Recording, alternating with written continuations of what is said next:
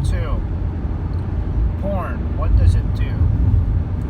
There's a few ways to answer this, but generally it focuses upon you, personally, and the relationships that you have. This also, to a degree, impacts your...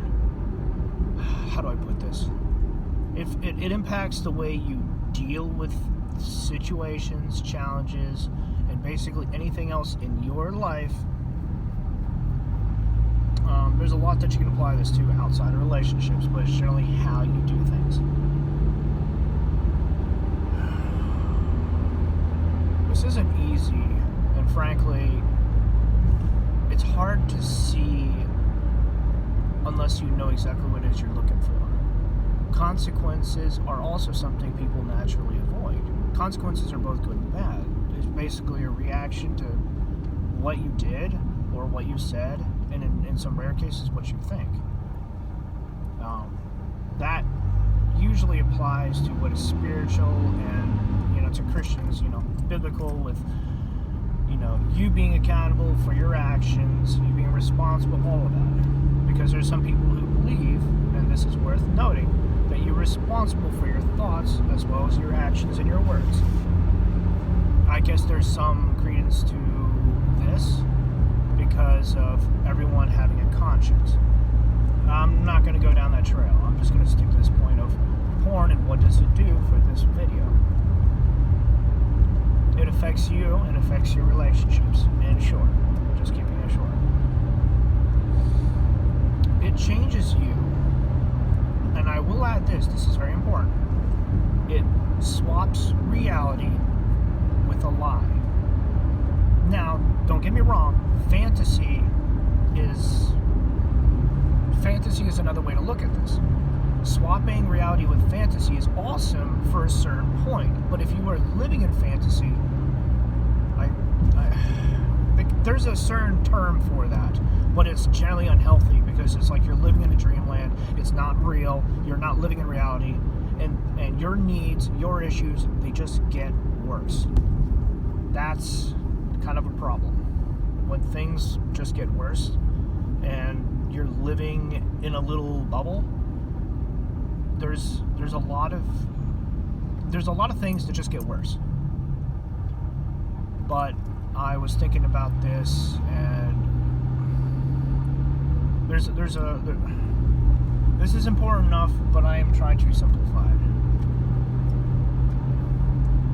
When talking about fantasy, though, like your dreams, your desires, this is all incredibly important because every person needs to have goals and dreams and things that help motivate them, that they can work towards, and something that is pleasurable and entertaining. Like, we all need this. We all need things that break us away from reality. Overindulging, though, is a problem. And you can determine some of the effects of pornography by looking and observing your interaction, how it is changing you, and where you were at the beginning of the year to who you are now, or whatever time period you want to use. It could basically be 2 years ago, who you were 2 years ago, and how you are now.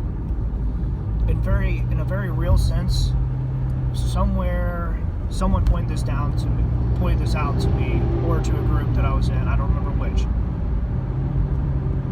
Porn users are basically like drug addicts. They consume material, and it changes the chemistry of the brain. And once you get addicted, like neural pathways in the brain are formed, and you keep wanting to go back for the same hit, the same high. And in a very real sense, that is very true. Because you like this, you're going to go back for more. Some of this stuff is just straight up hard. Finding good comparisons, especially while driving. I mean, geez. But the thing is, I can focus while I'm driving, and having a good conversation, a good topic, does help focus me. It helps keep me driving. How do I put it? It gives me a purpose while I drive. It gives me a focus while I drive, to actually have something to focus on, so I can keep my mind engaged while my body is engaged. It's really frustrating, but I am able to do with this safely and security as long as I am doing certain things, like driving at the speed limit or slightly low, staying over to the right, always being aware where I'm driving, obviously not having it in my hands. Anyway, I hope this video was informative. I hope you learned a few things. I guess you'll have to figure out the rest on your own. This is what I figured out so far. Actually, I could probably go into the third segment here. Pretty much what I've learned. This is all of this plus more, seeing the after effects on people's lives, seeing what has happened in my own life, and realizing that porn itself, when you want to lump it under that label, adult material under pornography, let's just throw this label out here because it is so easily identifiable, and it riles everyone up. Look, you can choose to put adult material and content under that label.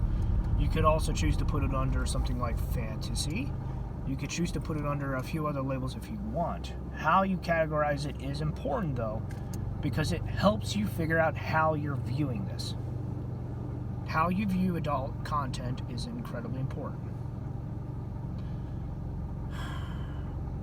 Let's see, what else? What else have I learned about this?